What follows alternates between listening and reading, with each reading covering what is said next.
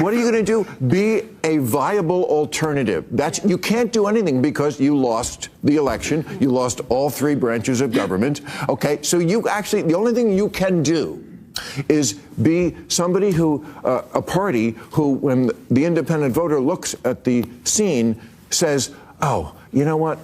I don't like what Trump is doing, but these people are crazier. Bill Maher is going scorched earth against the woke left yet again. It seems like he's really turned the corner and he's really just going after the woke left. And he's stunning his audience whenever he does so. We have this clip here tweeted out from Eric Abinante on Twitter. He says, Bill Maher destroys immature Jasmine Crockett for talking like a podcaster. Bill Maher says, looks like you're at an auction sign. You're at an auction, I guess he means site or signs. I don't know if that's the right word, but John Fetterman called it a sad cavalcade. What the hell are we talking about here? Why are we using these big ass words? I'm not that smart. Of owns and unhinged petulance. Democrats seem so lost. Jasmine Crockett, this is a terrible nightmare. Somebody slap me and wake me the F up because I'm ready to get on with it. On with what would be my first question. This is how a podcaster talks. Effing man, could you imagine Obama saying, man, this stuff is whack, slap me, I'm effing over it, come on, man. And then Alyssa Farah Griffin also chimes in. Let's get into this clip here where Bill Maher is absolutely torching the woke left yet again. Like I said, it seems like Bill Maher is really turning the corner and he's not really holding much back anymore. You know, for the longest time, you could tell Bill Maher wanted to go off on the woke left. He really wanted to start destroying it, but he was probably holding back a bit because he's scared of what his audience would think. He was scared to lose audience members, lose money, whatever the case may be. Now it seems like Bill Maher just doesn't care anymore. Let's get into this clip here where Bill Maher's torching the woke left, shocking his own audience here on Real Time with Bill Maher. Was apropos of what's going on the left. And by the way, if you watch the speech, I saw mostly the clips of it, and mostly it was people in the audience, the guy with the cane, people with like paddles. Oh, there's the cane dude. And then there's, okay, we're you know, here's our pussy hat uniform. And these, you know, looks like you're at a auction signs. I mean, it was, John Fetterman called it a sad cavalcade of self-owns and unhinged petulance. I love him. I said he should run last week. The Democrats seem so lost. And here's Jasmine Crockett, who is, I thought, a big leader in the Democratic Party. Her quote is, "This is a terrible nightmare. Somebody slap me and wake me the fuck up because I'm ready to get on with it."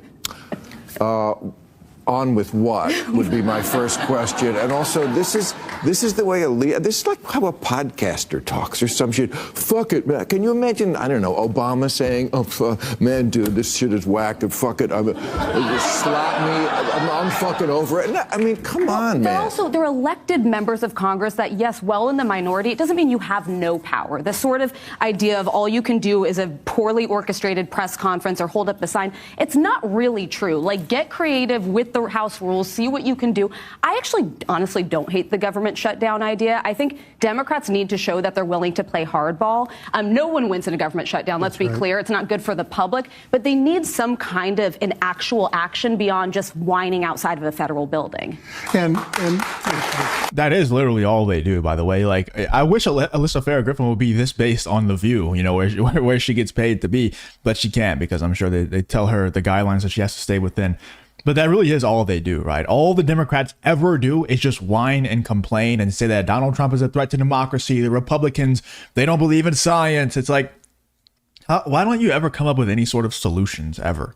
Like, there's never any solutions to these problems that they have, right? It's always just whining and complaining and saying how horrible America is, how horrible white people are, how horrible Christians are. All right, what's the solution?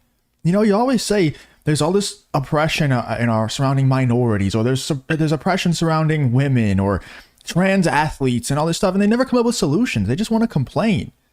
Like, the entire game for them it's literally just a victim Olympics, you know?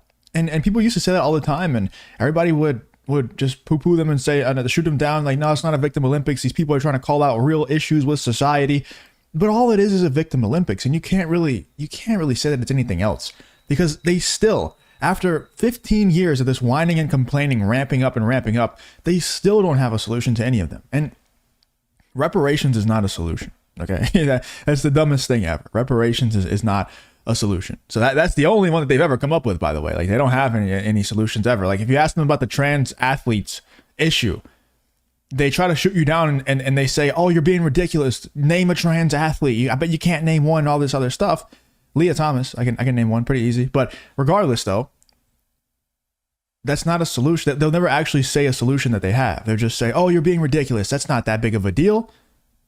But then why don't we just shut down? If it's not a big deal and it's rarely ever happening, then why don't we just shut it down and not allow it to ever happen? So none of them sneak through the cracks, right? But then they're gonna go against you for saying that. They're gonna say, no, that's ridiculous. You're being ridiculous. Okay, well, what's the solution then? Is it not ever happening? And if it's not ever happening, then it should be no big deal for us to just shut it down and make sure that it never accidentally happens. Or is it the fact that you want it to be allowed to happen? Therefore, it must actually be happening if you care about keeping it allowed to be happening. And then what is the solution? Right? And they never have one. They never have one. They just want to complain. Okay, but wait a second. Wait a second. Where the Democrats missed it is that they could have stood up and brought people in who have been affected by these policies in an incredibly negative way, and there's plenty of them, and talk to those folks and distribute it out so that they're talking to their neighbors.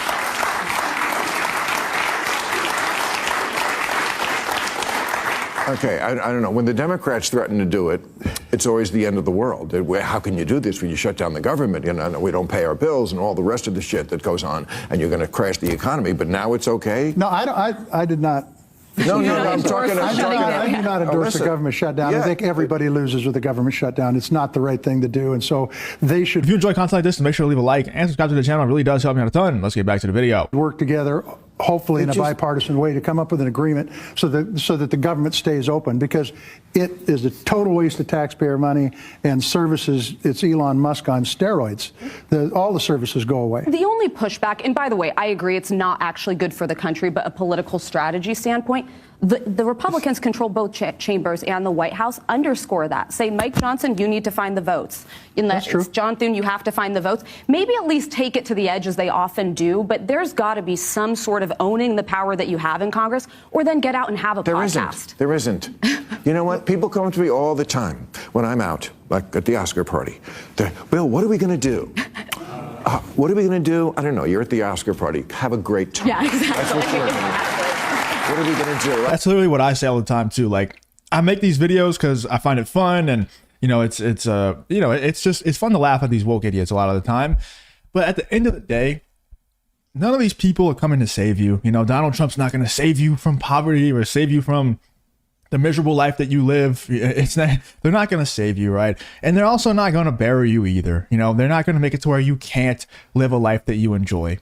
Bill Maher is correct there. And like, when people are like, what are we going to do? The world is ending. Like, dude, just live your life. You know, that's all I ask of the government, right? Like I said, it's fun to laugh at these people, and some of these issues I genuinely do care about, like the abortion issue and things like that. I do care about them. But at the end of the day, when it comes to like my personal life, nothing that any law is being passed or anything like that is really affecting me on a day-to-day basis. You know, I make good money. I'm not really affected by inflation. I don't actually care. I don't really encounter many illegal immigrants, although I acknowledge the fact that they are weathering away the quality of the cities that they're flocking to, no doubt about it. So I think that is a good issue to focus on. But regardless, as long as these politicians, they stay out of my day-to-day, they allow me to live my life, right? Enjoy my life, make my money, buy my cars that I have fun with, and, you know, be with my family and things like that. As long as they allow me to do that, I'm cool, right? I'm chilling. It's fine. With that being said, I still do want to fight for certain issues out there. You guys see me mention those issues all the time. But for the most part, this is just fun to laugh at woke idiots getting destroyed. But Bill Maher is correct. Like, what are we going to do? What are we going to do? I don't know. Just enjoy life. You only have like 60 to 70 years, maybe 80, 90 if you're lucky. Just enjoy it, man. People, they're so stressed all the time about World War III and who the president is and all this stuff. It matters, but it's not going to matter when you're dead. Enjoy life while you're here, man. Like, your life is falling apart, you fucking phony. No, but, you know, what are you going to do? Be a viable alternative. You can't do anything because you lost the election. You lost all three branches of government. Okay, so the only thing you can do is be somebody a party who, when the independent voter looks at the scene, says, oh, you know what? I don't like what Trump is doing, but these people are crazier. That's exactly how they lost the last election, what Bill Maher just said right there. And that a lot of these people who voted for Donald Trump, I know them personally, a lot of people who are in my family who voted for Donald Trump, they don't like Donald Trump as a person. They don't like the way he speaks. They don't like the way that he talks about women or whatever the case is. But they know that the other side is just so unhinged. They're so insane that it's not possible for a right-minded human to vote for the other side. It's just not possible. Anyway, let me know in the comments what you guys think about Bill Maher once again going off on the woke left and absolutely torching them here live on Real Time with Bill Maher.